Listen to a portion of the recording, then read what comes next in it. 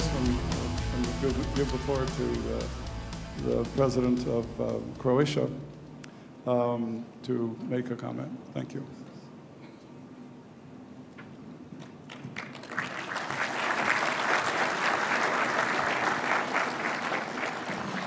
Thank you, ladies and gentlemen. Thank you, dear Jim. It was 4 years ago that we started working on the initiative, but it really, truly seems like yesterday. Time has flown by, but I think that we have done so much. So, dear President Johannes, dear Klaus, first and foremost, thank you very much for hosting this year's summit. Of course, my greetings go to the two presidents, van der Bellen and President Duda here, and Madam Commissioner, but also to all the presidents and other representatives of the European Union and partner states present in the audience, to all of you business people and all of you esteemed guests. When we talk about the geopolitical context of the 3 Cs initiative, I think that I can put it simply into one underlining sentence or one underlining idea that motivated me personally when we started talking about it, Jim and President Duda, dear Andrzej, and that is to make Central Europe the backbone of European resilience. And the preconditions for that are the 3 pillars that we have mentioned. First is economic convergence. There are obvious differences between the so-called old Europe and the new Europe, or the West and the East that Klaus talked about. And you as business people also know that you still do not enjoy the same circumstances for doing business with the rest of Europe, that there are still visible differences. So when we conceived the idea, also the 3 motivating principles for me when talking about the 3 Cs, the Adriatic, the Baltic, and the Black Seas, you can also convert into 3 Cs, the letter C, into cohesion among our own region, cohesion among Central Europe and the rest of the European Union and the rest of Europe, and competitiveness, especially of our businesses. The second pillar, of course, as I mentioned, cohesion with the European Union, extremely important, not only to erase the physical differences, but I would also say the differences in the mindset, that we stop dividing ourselves into old countries and new countries, and that we're all equal countries, equal members of the European Union. And third is the transatlantic link, strengthening the transatlantic link with the United States, and that all rests on 3 very concrete pillars of building the 3 necessary preconditions to build resilience, very concrete in terms of transportation links, in terms of energy links, and energy infrastructure, crucial not only for energy independence, but also for political stability and stability of all of our economies, and also to build broadband internet connections, because we need to give the opportunity to all of our young people, wherever they live, in whichever remote part of our countries, the equal opportunities to be connected to the world, to be able to continue to live in the places where they were born, but perhaps work somewhere else, and in that way earn a salary for their family.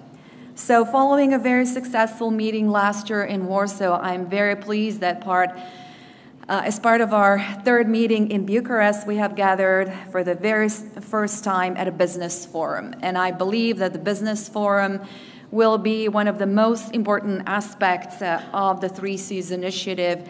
I would say even more important than the summit meetings of politicians, because we're here to provide a platform for you to do businesses, and we're here to attract investment for the very specific projects that each of our countries have submitted so far, and that you will be working together and connecting in terms of not just our own countries, but as I've mentioned, the other countries of the European Union and 3rd countries as well. The business sector is the foundation of all developed economies, and we need to build our future and development of this sector.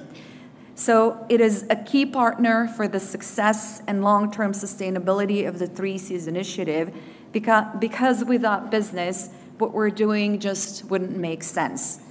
Again, we've created a platform for you to act, and we've created a platform to attract that investment for the necessary large infrastructure projects that will provide individual businesses in every country those necessary preconditions to operate in a much better and efficient way. Whether be it transportation links, direct airway connections, or expressways, or energy and other infrastructure, it's all very important to as a platform for you to act as well. The signing of the joint statement on the establishment of a 3Cs initiative Chambers of Commerce network, I think, is especially important as well, as it will facilitate the continued and strong engagement of the business sector. That began in Dubrovnik in August of 2016, when the 3Cs initiative was formally launched, and on which occasion 5 chambers of commerce signed a joint statement on promoting cooperation, and today we have all chambers of commerce of the 12 member countries. Another reason for satisfaction is that the focus of today's meeting is improving infrastructure links between the states of the 3Cs initiative, but also connecting further to other areas of Europe and our neighborhood. Building an infrastructure is an indispensable precondition for modern economic development, and in the context of our initiative, this is also an important means of securing stability and resilience, not just with building transportation, but especially energy networks, and also a key aspect of European cohesion. So with this in mind, the forum will enable the formation of linkages among interesting neighboring countries in terms of intermodal transportation, but also to the countries of Southeastern Europe, or what is officially called in the European Union the Western Balkans region, and to the Eastern Partnership countries and beyond, providing a strong boost to the strengthening of European interconnections. We have already shown through the current activities of the initiative, first, that cooperation in Central Europe is not just desirable, but also necessary. Again, I've already talked about erasing the differences that are visible still in the physical infrastructure and in the standard of life of our citizens vis-a-vis the citizens of some of the countries who joined the European Union a lot earlier. However, this initiative is at its core focused on the prosperity of the European Union as a whole, in particular its energy independence and security, the economic, social, and territorial cohesion, and overall resilience of the European Union on the global level. Uneven development and underdevelopment, which is particularly evident in member states of the so-called New Europe, is I believe one of the key weaknesses of the European Union. And let me just give you a few key economic indicators to clarify what I mean, because I think that these examples were put it forward a lot more clearly. So in 2017, the GDP per capita in the European Union ranged from 49% of the EU average in one of our own 3Cs initiative countries to 253% of the EU average in Luxembourg. 11 member states, all of which are member states of the so-called Old Europe, had a GDP per capita that stood above the EU average. The 3Cs initiative states, with the exception of Austria, are below the EU 28 average in terms of their GDP per capita. The differences are even greater if we look at the levels of development of European regions. In 2016, regional GDP per capita ranged from 29% of the EU average in one of the 3C countries' regions to 611% in the inner London West region, which means that the average GDP per capita in the wealthiest region is 20 times higher than in the region with the lowest level in GDP per capita, which happens to be in our own region. When it comes to my country, Croatia, and our level of development, when measured in GDP per capita, we stand at 61% of the EU average, and in the last 10 years, unfortunately, that figure has not changed significantly. And both of our statistical regions, continental and Adriatic Croatia, have GDP well below 75%, continental Croatia at 61%, and Adriatic Croatia at 57% of the average. And the four Slavonian counties in Croatia have GDP per capita that ranges around 30 to 33% of the European average. So this really demands attention, and it demonstrates that not only Croatia, but the whole region is a region of countries that are developing at multiple speeds, and that we need to address this seriously. So therefore, it is clear that in the European Union, despite obvious progress that we have all made in economic growth and employment, progress has not been evenly distributed, and many areas lag behind. Resolving the problem of uneven development and the related essential issues of economic growth, employment, and social protection would be even more difficult without a common approach and without the instruments that we have at our disposal in the European Union. So to this end, the Three Seas Initiative aims to contribute to the economic development of Central Europe to achieve a realistic economic convergence of the initiative countries towards the west of Europe, in particular, as I mentioned, through the development of mutual infrastructure links. We presented a catalogue of projects in Warsaw in 2017 that has sparked great interest, and it has formed the basis for the shortlist of key strategic projects which will be presented at this summit in Bucharest. Speaking about the projects that Croatia has presented, and I'm talking about 11 key projects totaling 1.78 billion euro. Out of those, 7 pertain to establishing transportation links, 3 to the energy sector, and 1 to the digital communication field. And let me just briefly inform you about the projects that I'm talking about. First, the project of constructing a floating LNG terminal on the island of Krk, which will link the Central and Eastern European energy infrastructure from north to south, thus making the European market more secure, more resilient, and more competitive. This is a very important geopolitical factor.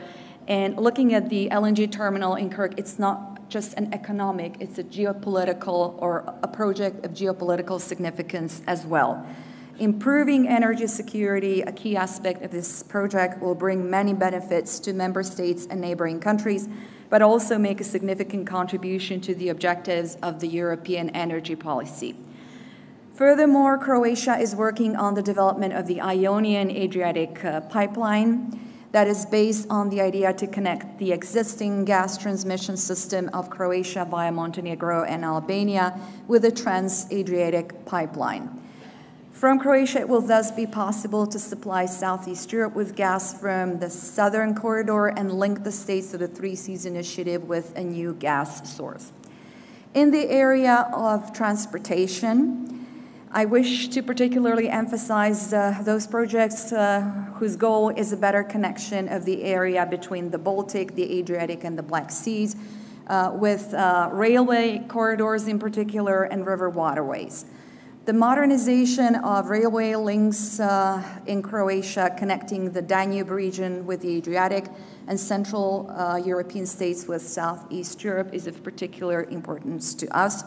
And this contributes to the development of the Croatian part of the TEN-T network and the development of the passenger and freight transports. In the intersection of railway corridors, the port of Rijeka, a key component, has the most convenient exit to the open sea for a number of Central European states and the shortest sea connection with the Middle East and Far Eastern Asia.